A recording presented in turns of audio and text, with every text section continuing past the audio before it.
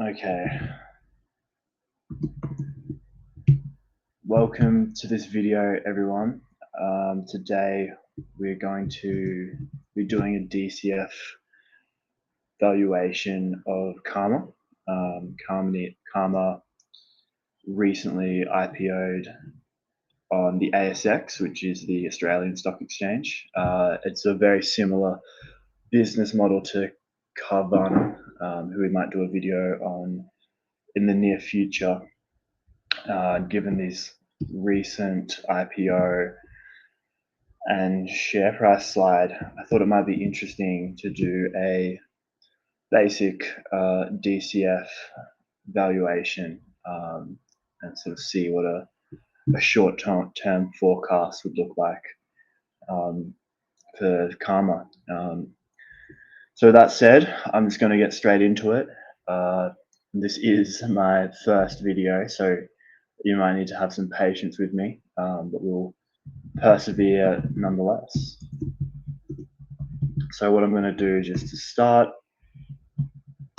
is flesh out some assumptions.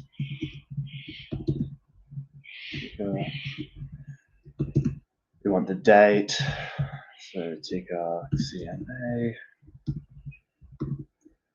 just some formatting, date,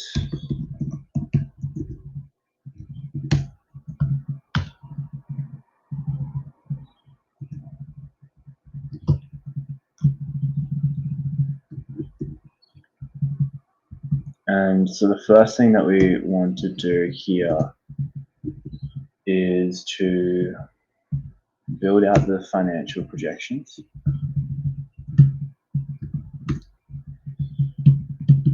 Let's make the formatting look nice.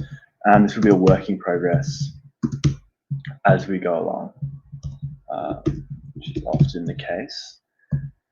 Okay, so I've already transposed the financials from the annual accounts, and this is what we're going to use to work down towards our free cash flow, and what we'll also use to help inform us of our forecast.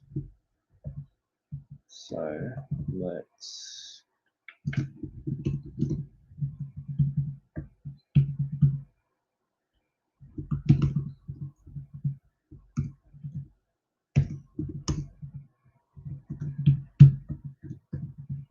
we have historicals to 25.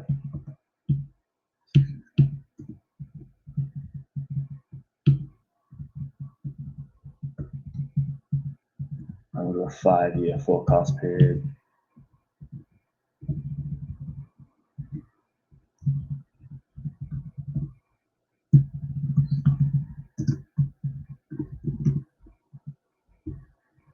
Okay.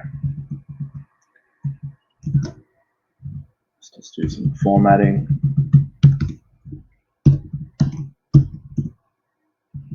I like specifying that this is actually financial year as opposed to calendar year. Okay, how do I do this? Alignment, center across, selection, single accounting, perfect. And then we can just hit F4 and it repeats that. Excel repeats the previous action. Okay, here we go. I might do some more formatting, just a light gray.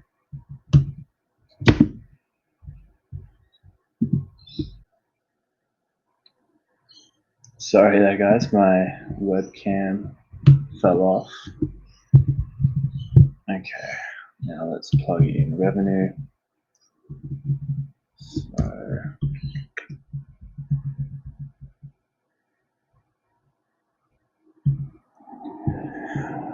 So if we look at Carma's revenue, they have 2 revenue segments: vehicles and other.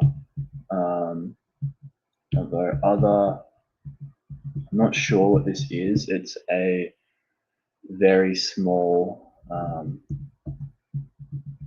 revenue segment, so I think we're just going to refer to total revenue. And we'll do some custom formatting just to make this look a bit nicer.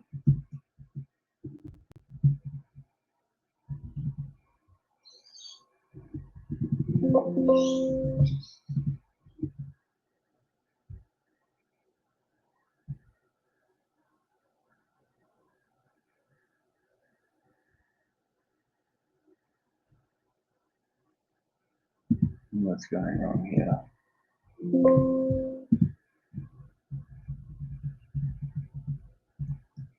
Okay. And what I might do is just put it in thousands.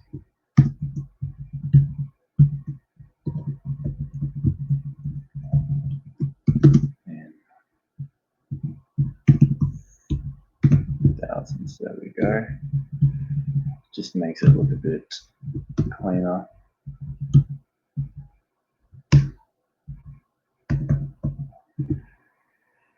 Okay, revenue, no cost of goods sold.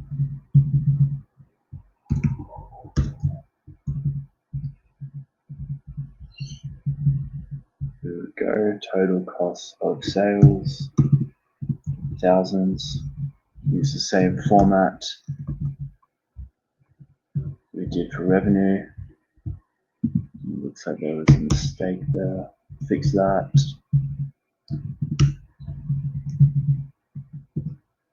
Okay, move that along.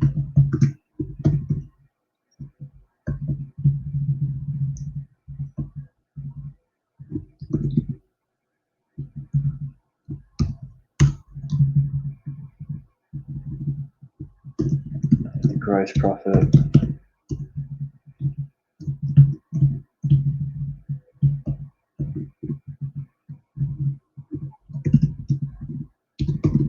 Look at the gross margin.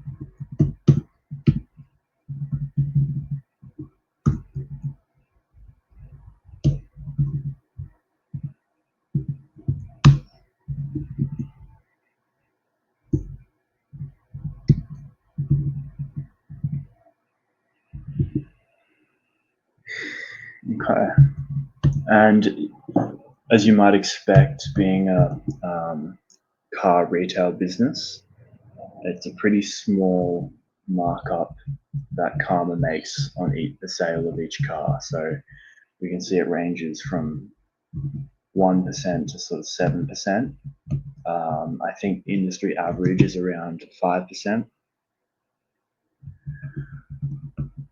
But let's keep going now. Let's do OPEX. So something I want to mention is how they've done it in their annual accounts, is they've included finance, income and costs, and depreciation in their total expenses. The way I'm going to do it is to pull out finance, income and costs, and D&A, just so we can work down to EBITDA and to EBIT, just use that as our starting point for the free cash flow calculation. So what I will do is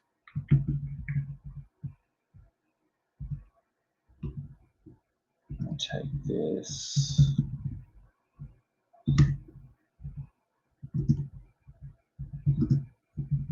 take out D&A,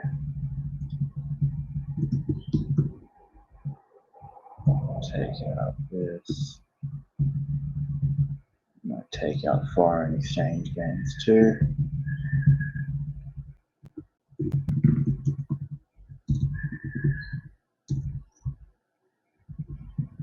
And then we have total expenses. Okay.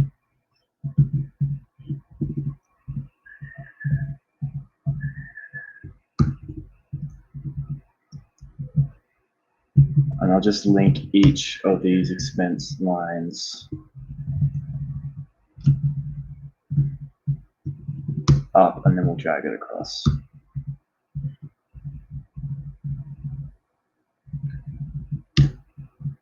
Okay.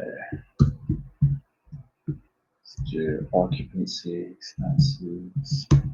Go. Other expenses.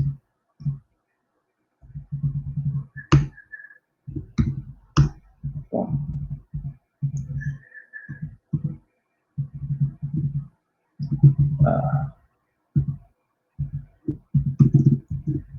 Forgot to put it in thousands.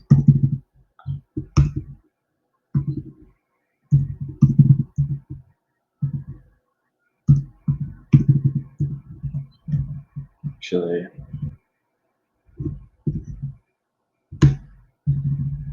I'm gonna make this back to black font as technically it is a calculation, not just a direct link.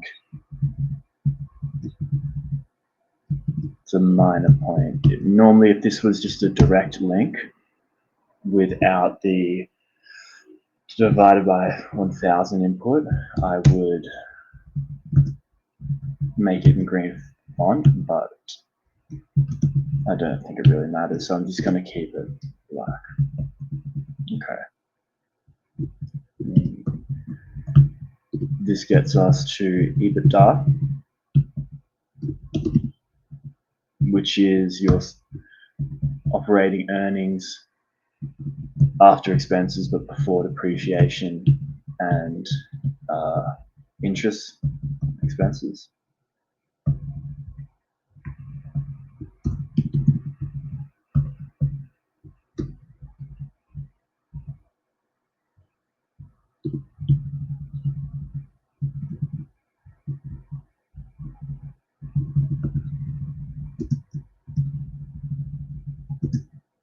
Put an EBITDA margin.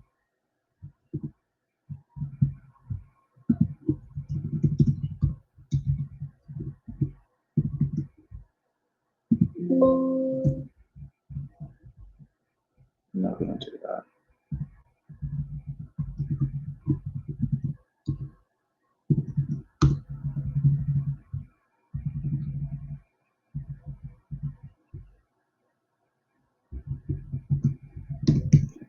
Actually. Okay, you can see that after expenses, Carma operating at a loss, 25 million negative EBITDA for FY25. I'll link to DNA.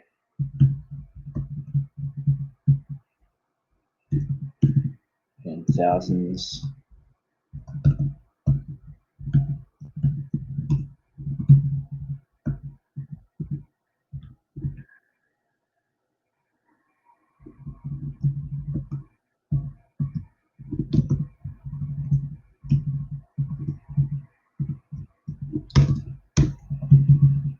Okay, and then after subtracting for DNA, this gets us to EBIT, which is our earnings after depreciation, but before interest expense.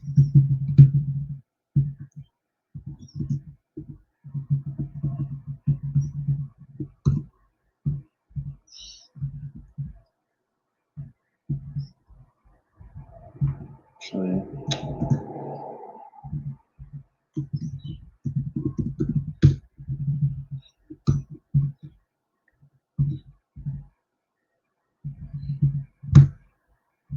and given that Carma has been loss-making for the past 4 years, it's no surprise that they haven't paid any income taxes, any taxes, and they actually won't pay taxes for a while because they'll have an accumulated loss balance, which is pretty substantial, 100 million in losses, so they won't pay tax for a while. Okay.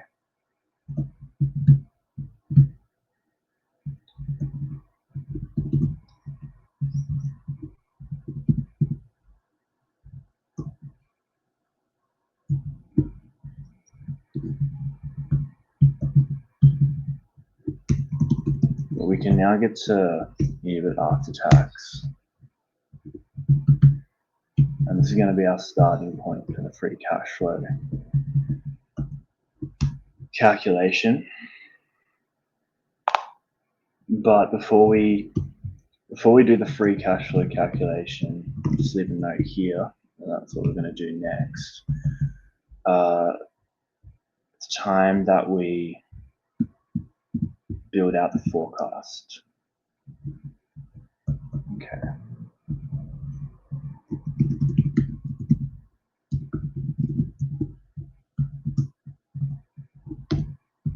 So I'm just thinking how I want to do this. I want to do this by understanding the units sold and calculating the average price, and then that way we can forecast the units sold year on year, and using the average price and the units sold we can determine revenue.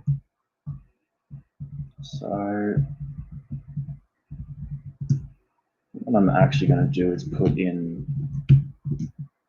a revenue schedule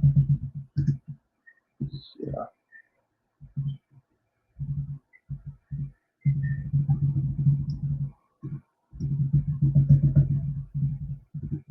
And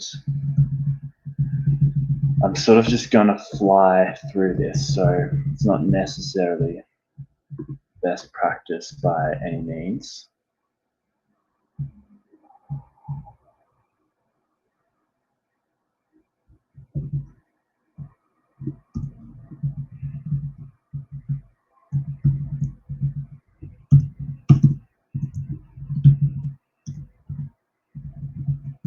Okay, so I want units sold, average price, units sold, average price gives us revenue.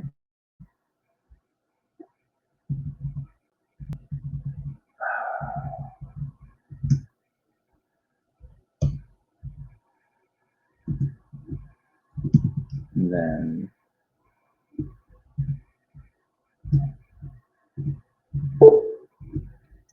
percentage growth, the unit sold, and average price. We'll see what we do. Okay, so the units sold, I'm going to quickly try to find that in the prospectus.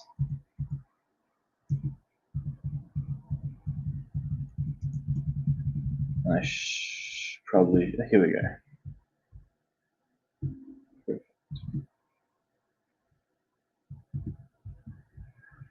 Okay, screenshot that. And yeah, so you can also see that management have provided a forecast for FY26 that they'll sell 5,214 total units. It looks like the majority of sales are retail, with some wholesale, and the wholesale seems to be growing proportionally to retail. But I think just to keep things simple, we'd only look at total units in this model. Okay, so let's plug this in.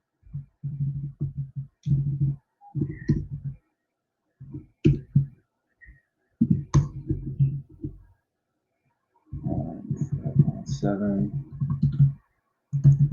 Just fix the formatting quickly.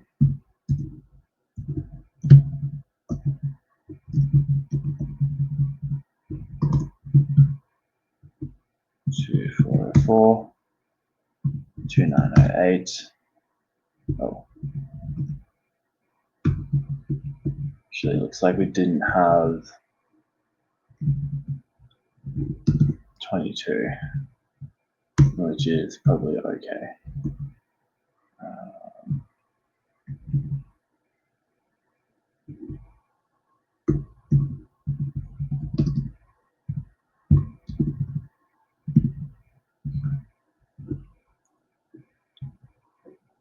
Okay.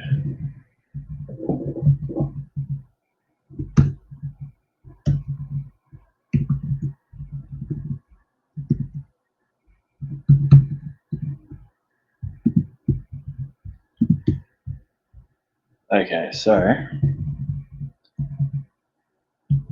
we only have the growth rates for FY24, and for 25, there has been some pretty strong growth, I would say, although it's going to have higher growth figures when it's a lower volume, when the business is just starting out, as opposed it's easier to get 500 new sales when you're selling 1,000 units already, as opposed to 50% of 1,000,000 units, for example. So you would sort of expect the growth percentage to decrease and stabilize over time. Okay, but let's keep going.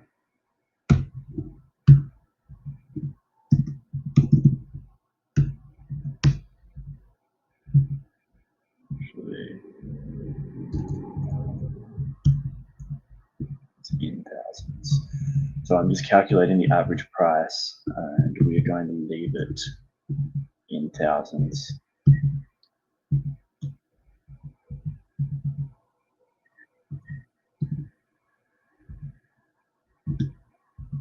And this is actually decreasing.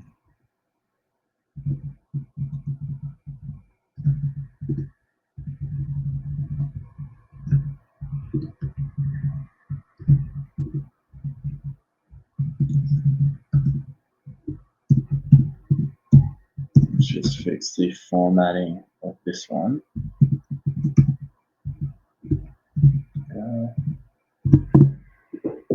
Okay, so decreasing on an average of 12% across 24 and 25. That's interesting.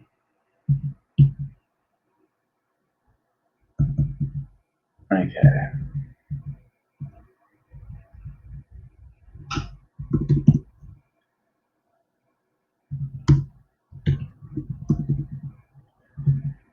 And so for this model, the forecast driver really is going to be the number of units sold, and the determining factor there is going to be the growth rate.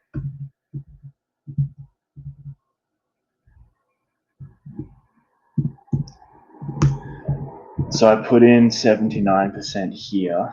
I think we will change this, but management's forecast, they're actually forecasting 79% growth for FY26. So this is, to the best of my knowledge, this is the only management forecast view we have.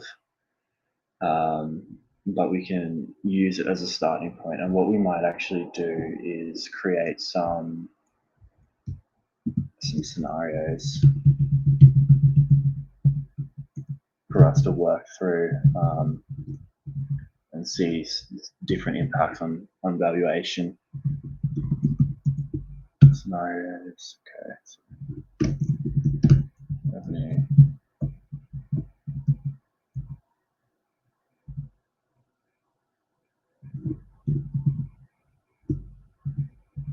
Maybe, how do I want to do this? Downside.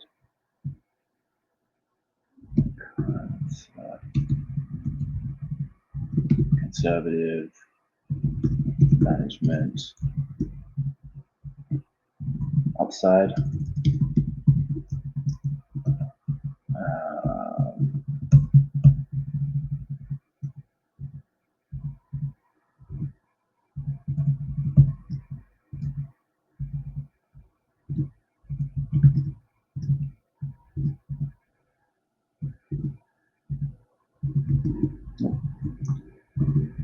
Grab these.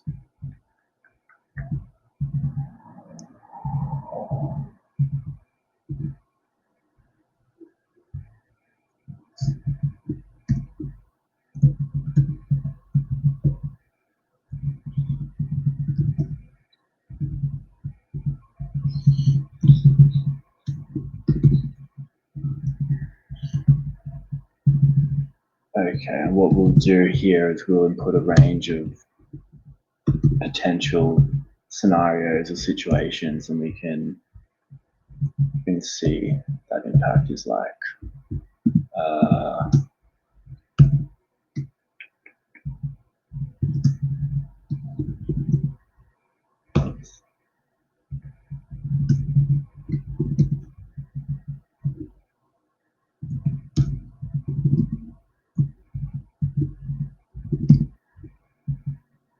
Okay, I'll build in a switch here.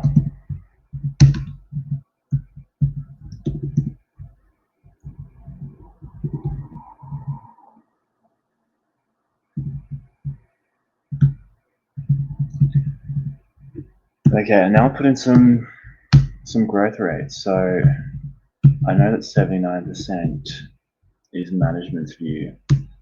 So we'll use that for the management case.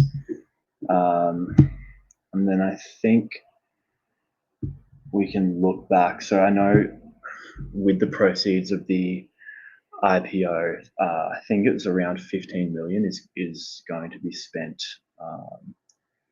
on marketing, or has been allocated to spend on marketing. So it actually kind of makes sense for there to be some strong growth for the forecast period. I think 79% is quite bullish.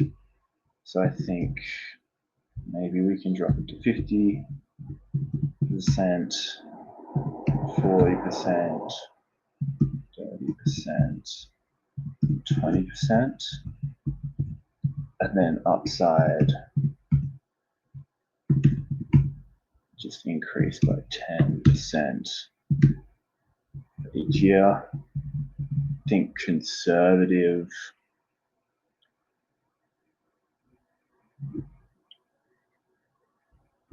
maybe 50%.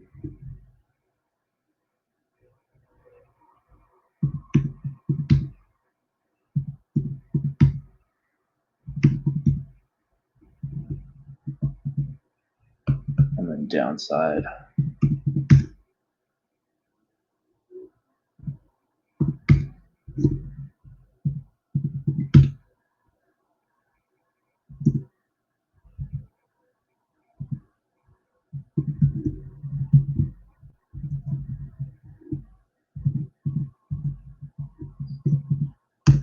Okay. Put in our formula.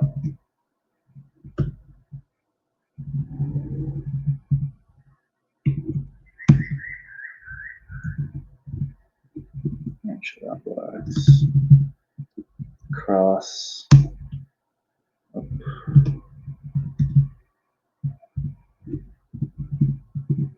Fix the formatting here.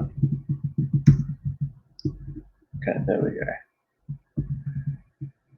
Now what we can do is link the driver in our model to the scenario that's being run. And we can use this to drive our model. And so what I might actually do is just put in a combo box. So this is just a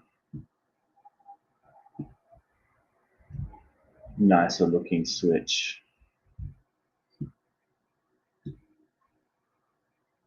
Which we can use. Format, range.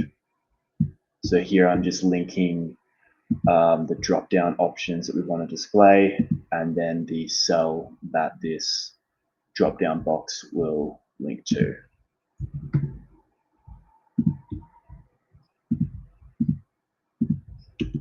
And we can, there we go.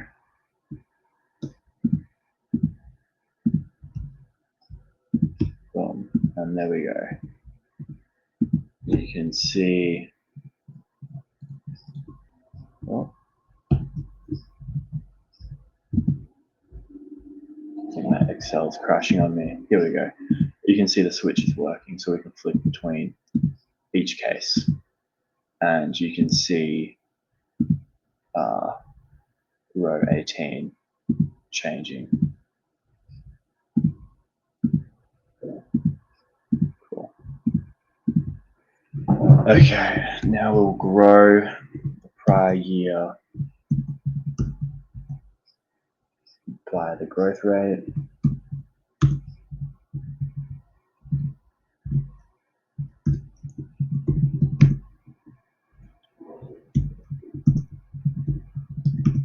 Formatting.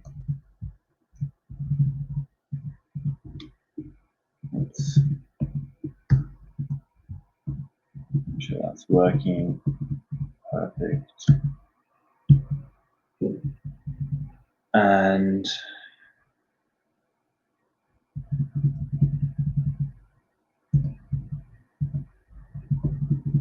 so I'm thinking of what we want to do for pricing, and I can see that pricing's been decreasing, but that's not really what I'd expect to see, as I think used car market in Australia the prices seem to be increasing. Inflation is quite high. I would actually more expect this to increase. So I think just for the purpose of keeping this model simple, we might just, what we might do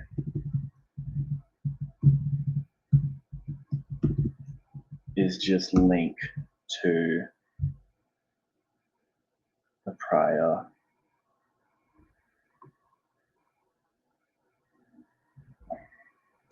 sales price. I think we might actually increase it at inflation.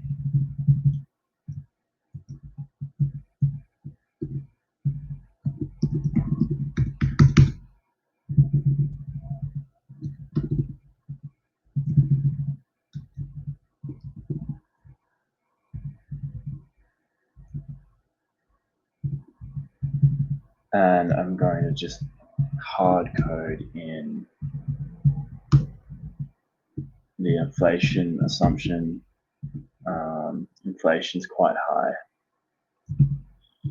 in Australia, so I'll reflect that.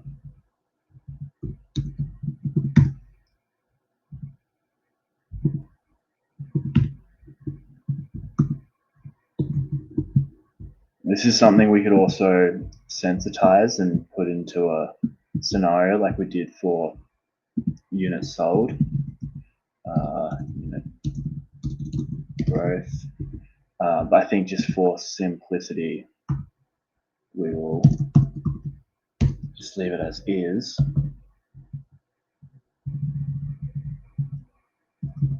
Okay. Yes. There we go.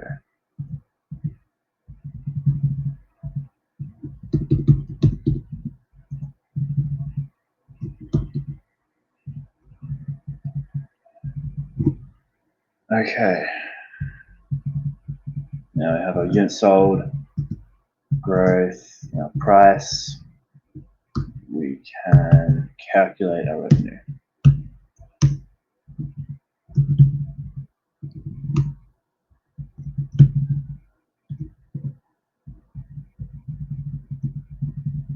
And let's see, growth rate.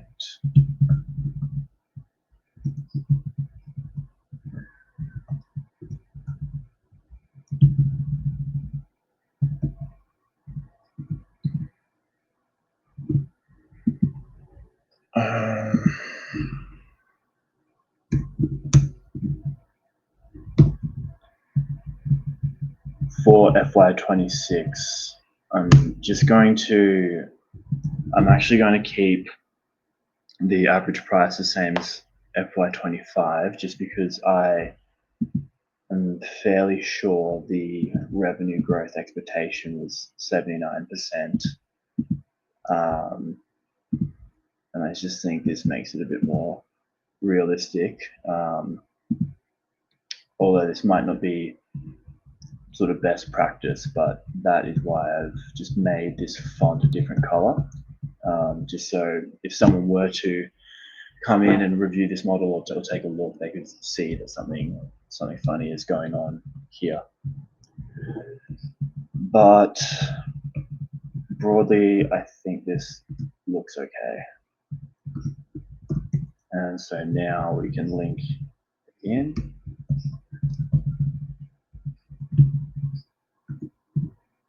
Okay, perfect.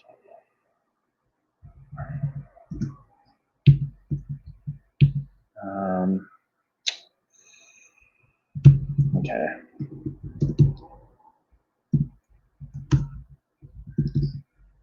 I think how we're going to forecast gross profit margin is just by using we're going to forecast growth profit by using a forecast growth profit margin. This might be something that we also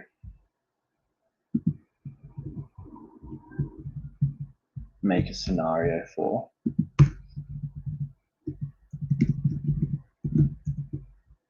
Because I know that management are targeting a 9%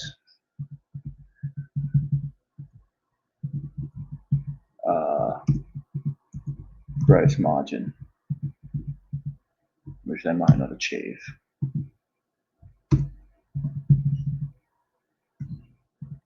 The downside is they keep the margin the same as what they had in 25. I think that makes sense.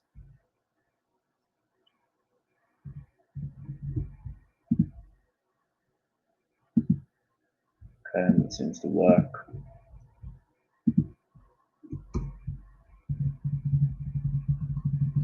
Make this up.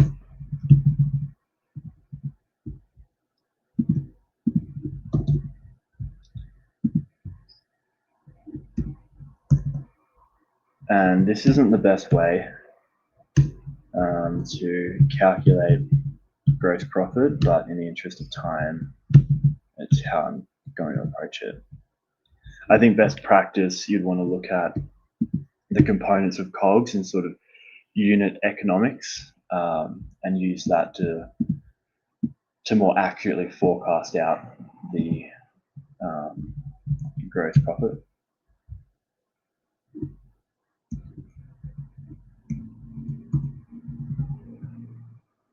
Okay, cool.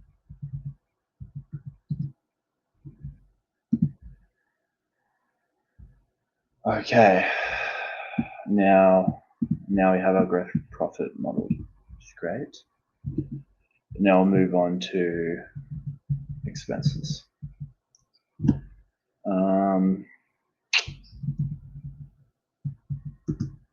So I'm also thinking how we should do this, and I'm thinking percentage of sales.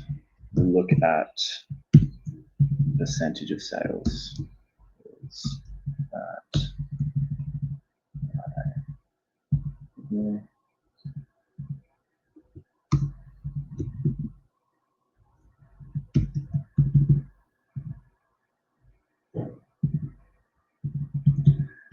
Okay, so OPEX has been coming down and has been at 43% for the last 2 years. So that's sort of interesting. Maybe it gives us something that we can work with. And I think, for instance, I think that marketing expenses is going to be significantly higher in FY26 as opposed to 25, given all the proceeds from the IPO. But maybe we can just reflect that in the rate that we use just to save time. So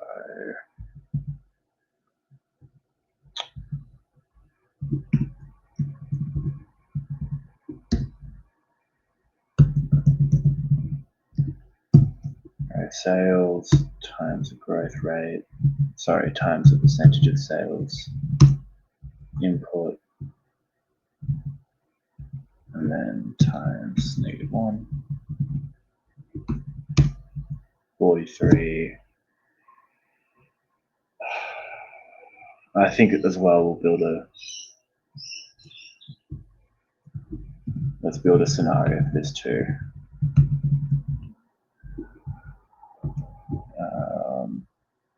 OpEx percentage.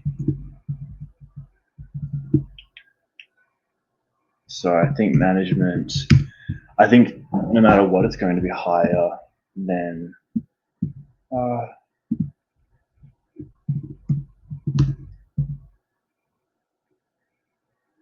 okay, I think let's just do this.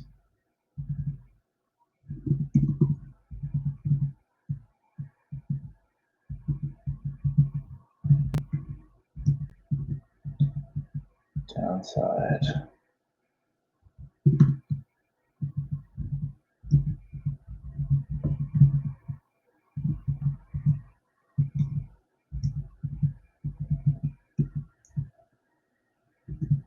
It's up, it's back, and then it improves.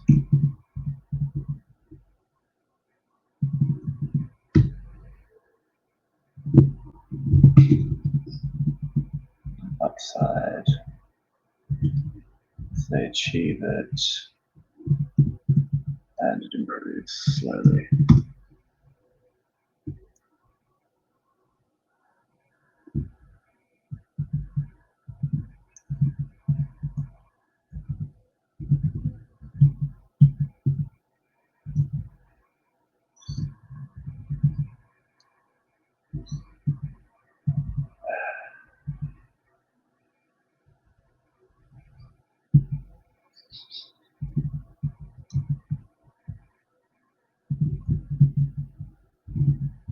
Okay, I think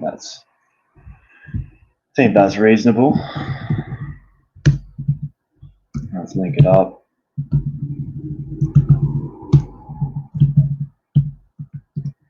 Okay, and that is OpEx done. Nice. Now we need to forecast out our depreciation, and I'm going to do this in the same way.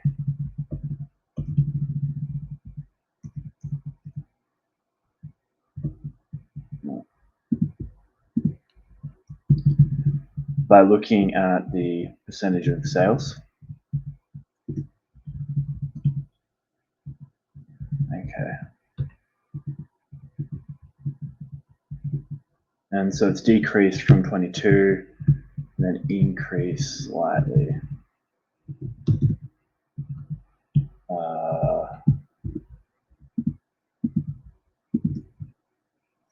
I'll just build this another case quickly. D&A percentage.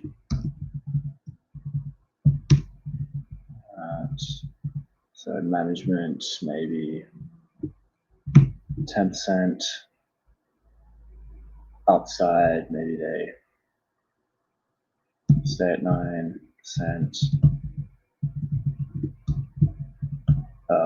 Conservative, maybe 11%, and downside 12%.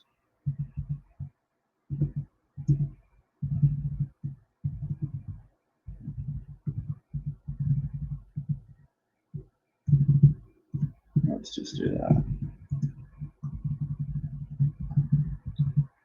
And then we can just keep it constant, just for simplicity.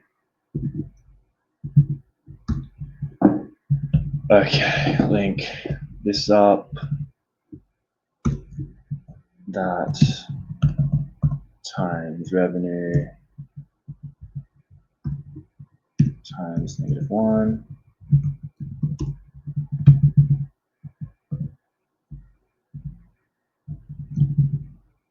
Drag this out. There we go. Okay. Now we have our EBIT.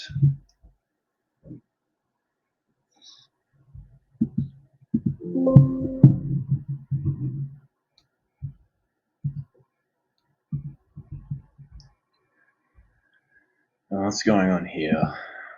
It shouldn't still be negative.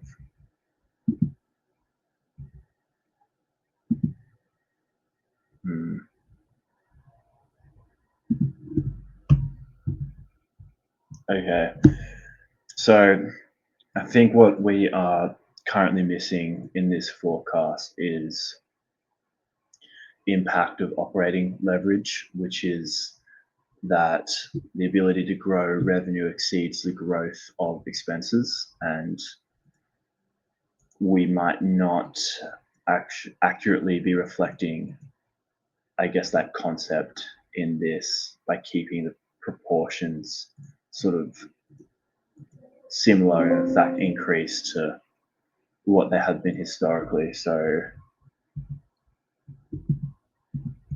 maybe that's a good point.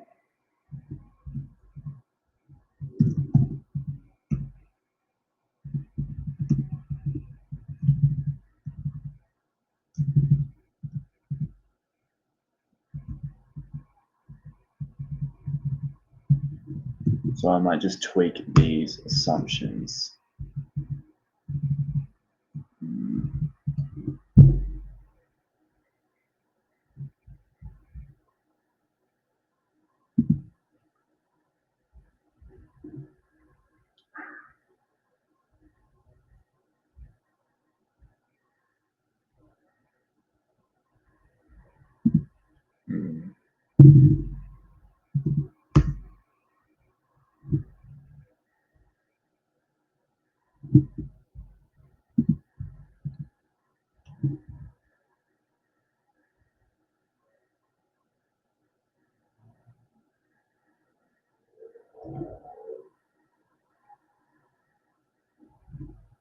Yeah, it's growing very fast. OPEX is growing very fast.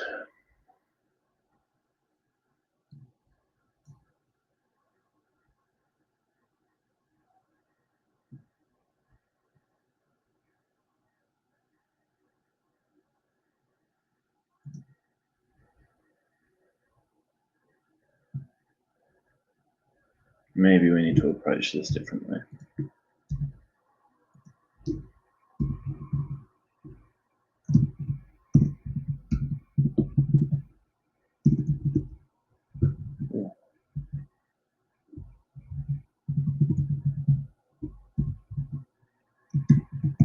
That times that one plus 5%.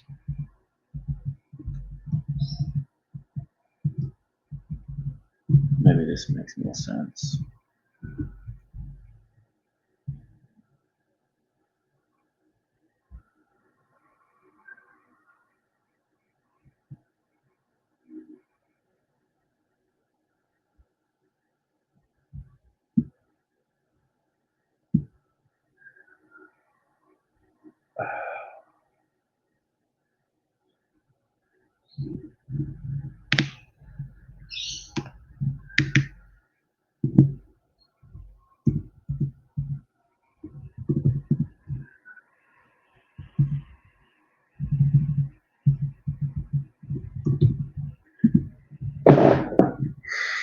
What's going on here?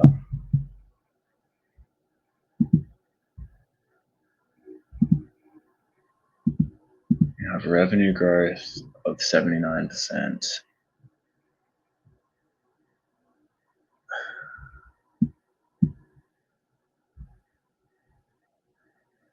Maybe these assumptions are too conservative. It's interesting.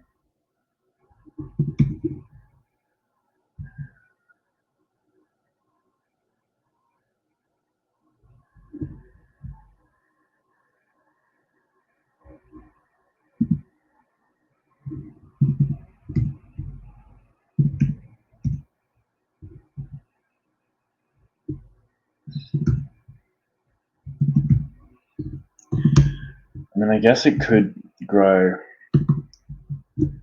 I guess Carma could maintain really high growth rates given that their business model is a disruptive business model. If you look at how Uber, Airbnb had scaled and the growth rates that they maintain for years on years on years. It might be the same case for Carma. And I guess if you think about Carma's business model and the units that they're selling, so 3,000 2025, their biggest competitor, or maybe the player that dominates the sort of the used car sales space in Australia, is a website called carsales.com.au, and that's essentially a classified style website where you can view used cars. I believe they sell over 1 million cars on that website, or through that website, each year. So really, this 3,000 number is just a drop in the ocean, and maybe this 79% is conservative.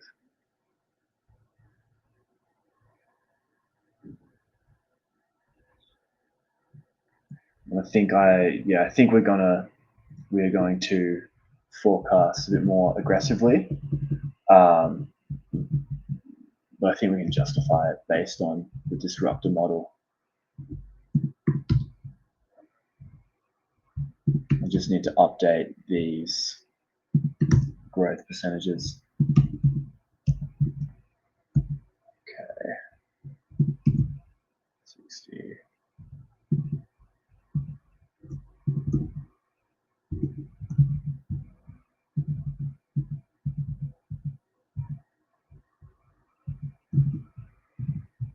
Okay, I think that's looking a bit better.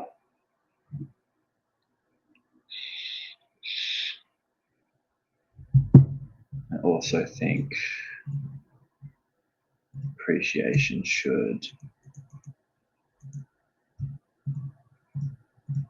decrease over time as a percentage of revenue, because I don't think they'd need that much plant and equipment.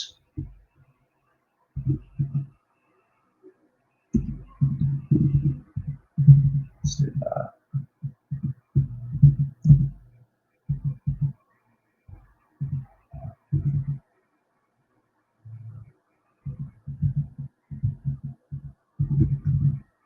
Okay.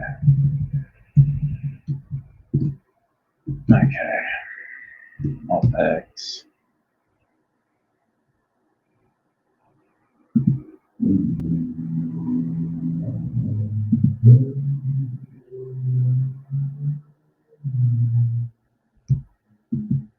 Just growing by 5%. Yeah. I'm not sure how I feel.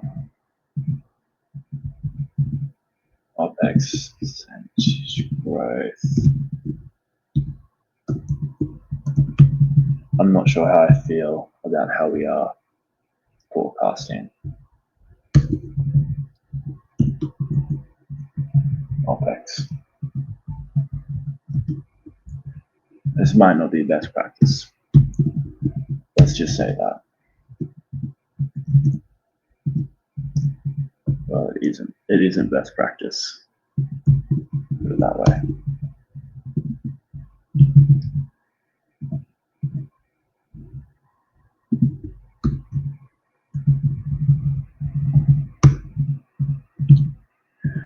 But in the interest of time, that's what we're going to do.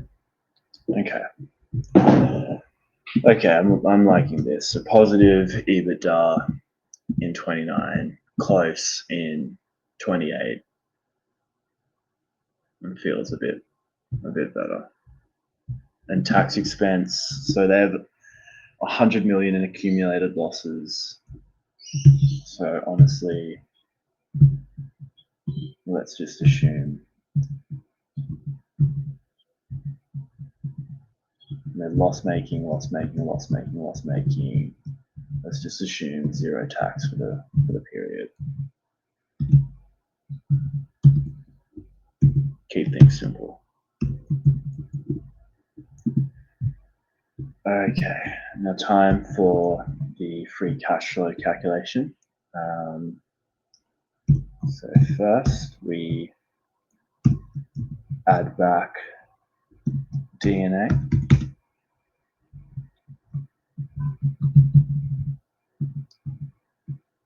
Because it's a non-cash expense.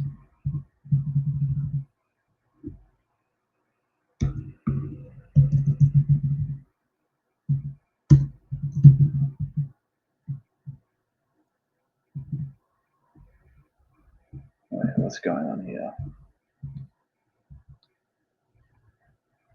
Yeah. Okay, that's fine. D&A.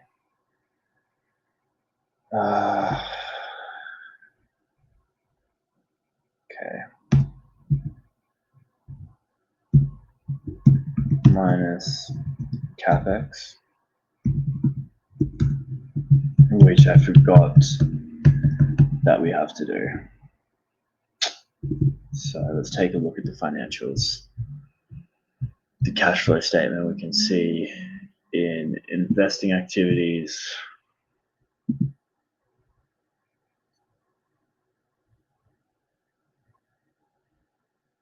we can see. Okay. Let's just do this.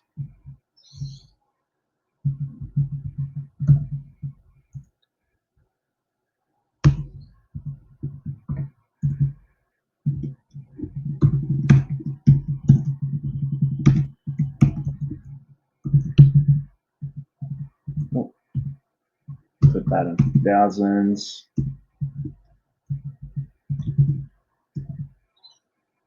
Okay, it's not too bad.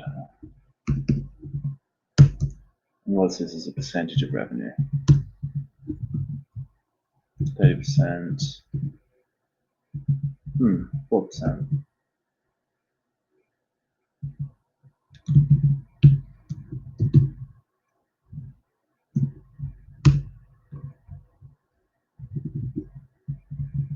And for simplicity's sake, let's just assume it stays at 4%.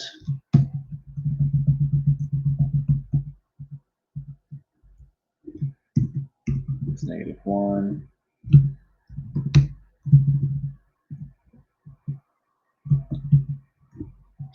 And sales. Go, some formatting. Okay. Now, the other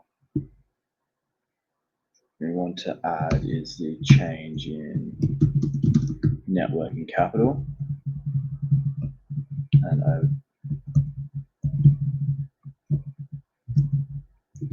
And this can sometimes be a bit tricky. So before I started recording, I did this quite simply. We just looked at the main net working capital accounts, which are receivables, inventories, and payables. There are others, but just for simplicity's sake, I limited to these sort of key accounts. And then we calculated the change for both the asset and liability lines, and then we have the change in net working capital. And so what this is really telling us is that in 23, change in net working capital was an outflow of 13 million, but then the change in working capital for 24 and 25 was actually an inflow of cash. And this is mainly driven by inventories coming down. So we're going to remove that link.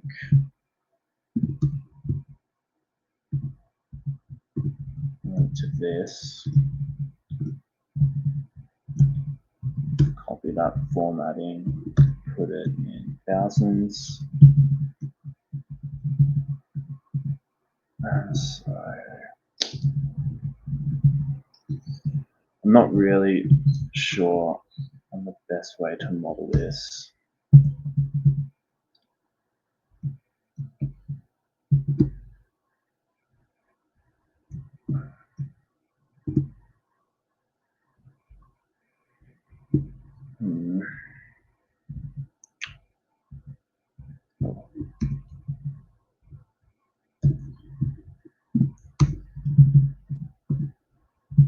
Yeah, okay. It's coming down.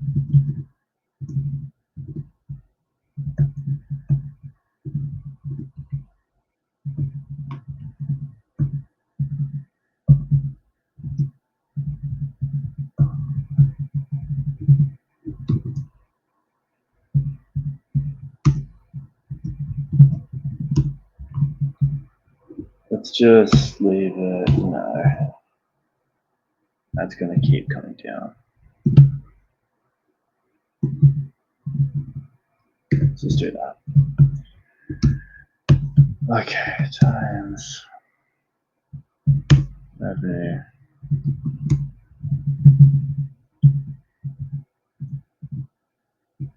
No, I want this even lower. Maybe this is going to 5%.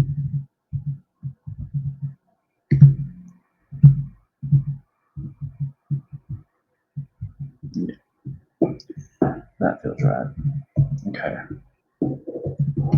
Free cash flow.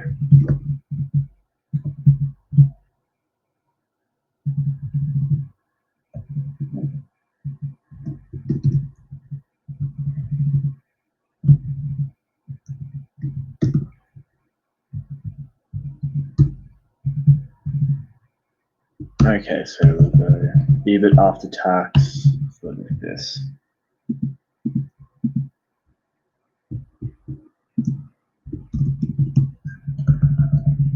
EBIT after tax, add back depreciation, take out capex,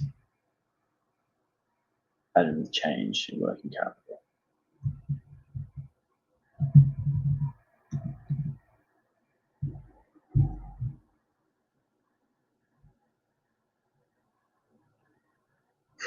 Yeah, burning a lot of cash. And this is the management case too that we're running. Let's do this. If we run the conservative case, this thing is still burning cash in FY30. If we look at the downside case,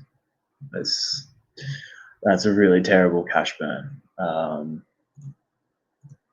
I mean, if you look in the upside case though, it's only a couple years of cash burn and then it's cash generative, which I think might actually be sort of management's expectations for this business.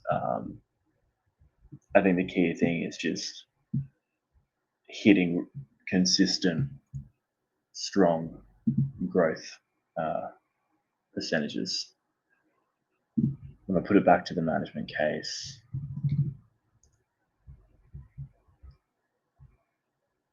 Okay.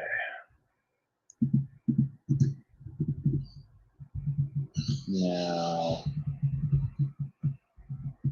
need to add in the WACC and the terminal growth rate.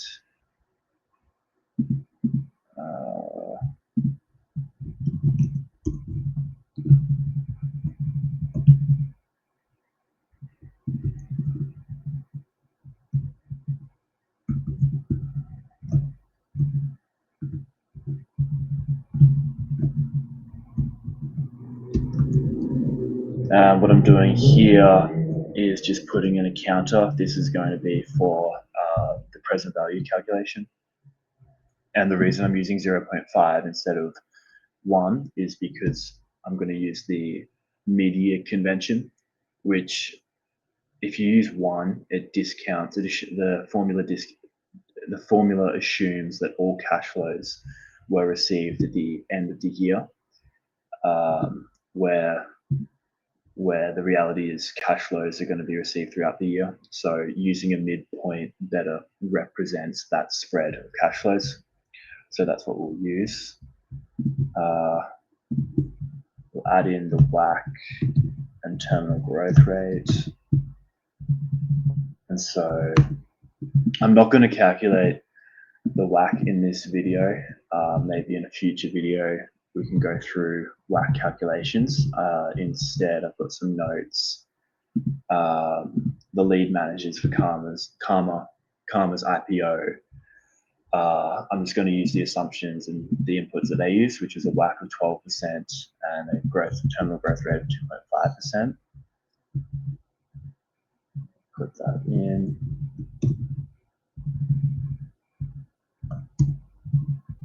2.5%. Okay, perfect. Free cash flow. Actually,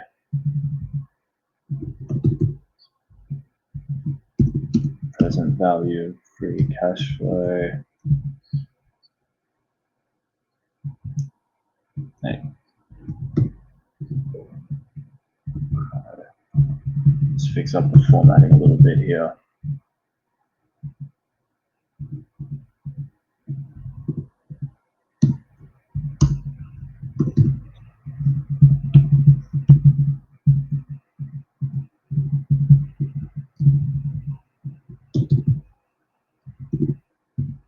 There we go. Okay, and the formula is free cash flow divided by 1. Actually, I'm going to make my life easier and just name these cells WACC, terminal growth rate.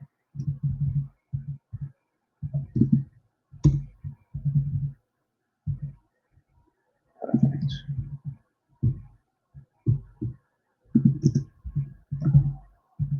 There we go. So cash flow divided by 1 plus WACC to the power of, get our counter,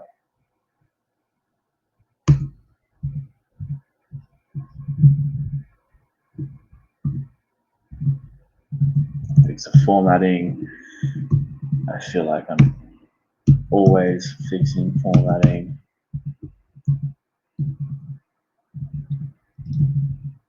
Now this should work.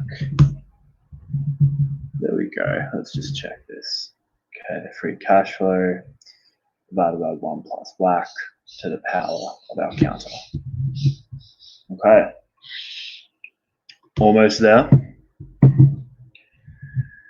Now we just need to calculate our terminal value and the present value of the terminal value.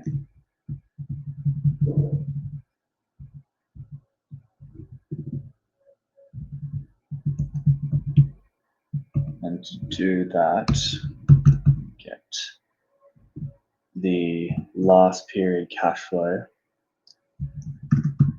and increase it by the terminal growth rate, and then divide it by the discount rate minus the terminal growth rate. And this is called the perpetuity method. Okay, and then we'll discount that in the same way, plus WACC to the power of counter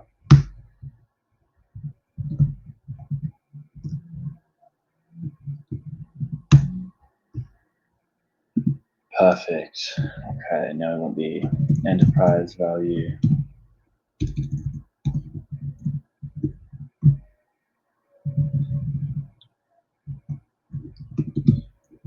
And enterprise value really is the value of the core business, total core business of Carma, to all capital providers, to debt holders, and to equity holders. So what we're going to want to do, so we can compare this valuation to the current share price, is bridge from enterprise value, which is the value for everyone, including the debt holders, to equity value, which is the value just for shareholders. So to do that, we minus debt, and then we add cash.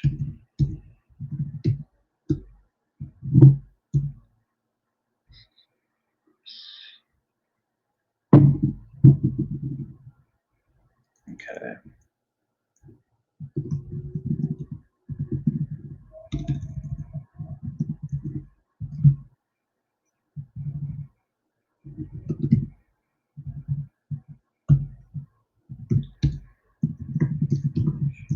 Standing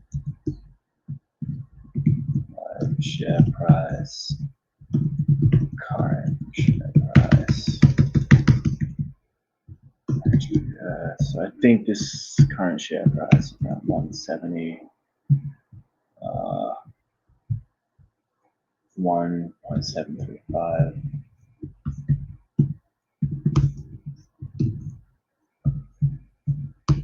Okay.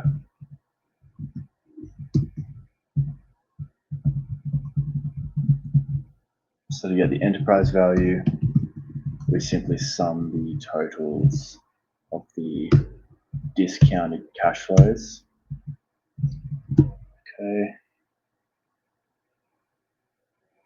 Then let's take out debt. Let's look at their balance sheet.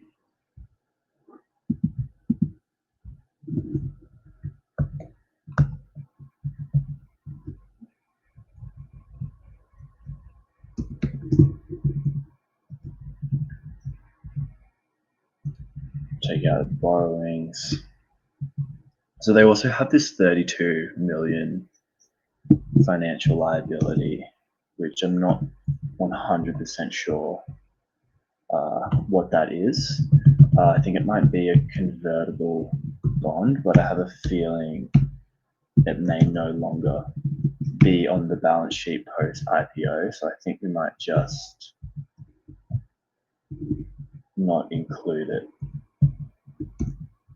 just to keep things simple. We'll add in cash.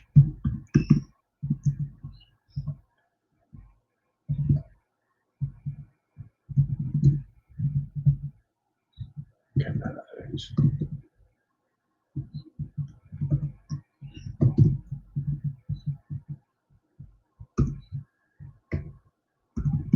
Let's see. Price value, subtract debt, add cash, sub equity value.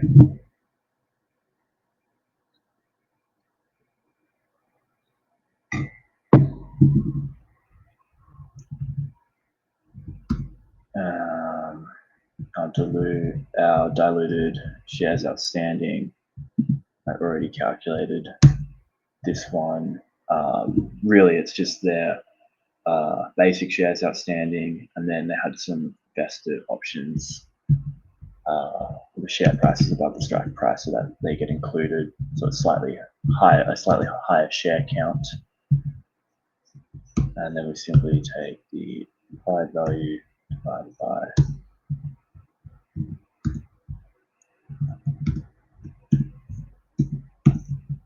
okay. And that gives us our implied share price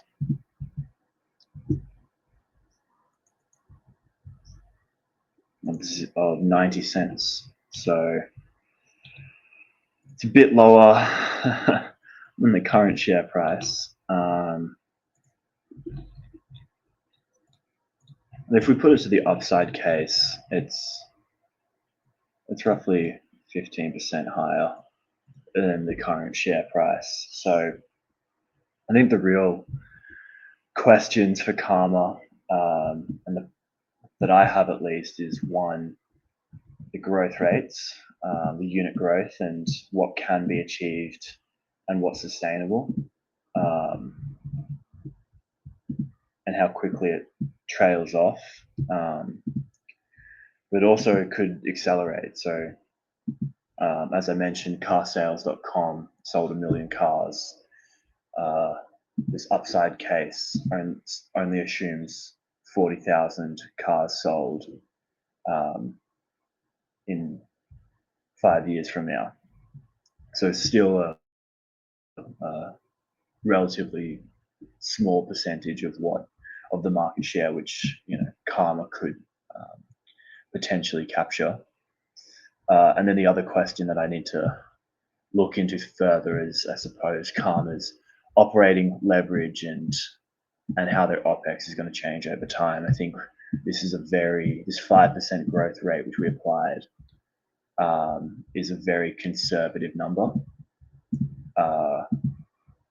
But the valuation, I'm not sure if it would have made sense if we didn't have an assumption like this. So I think those are the questions I have. But this will be an interesting one to watch and follow and see how it progresses. And I think in a future video we will do a model for Carvana, and then we'll be able to sort of compare the models. And Carma is really replicating Carvana's business model, but in Australia. So we'll dive into Carvana in a future video. But hopefully you all enjoyed the video. And if you have any comments or feedback for me, please let me know.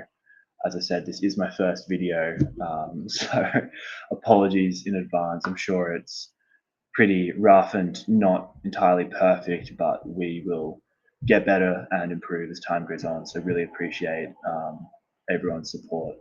Thanks again.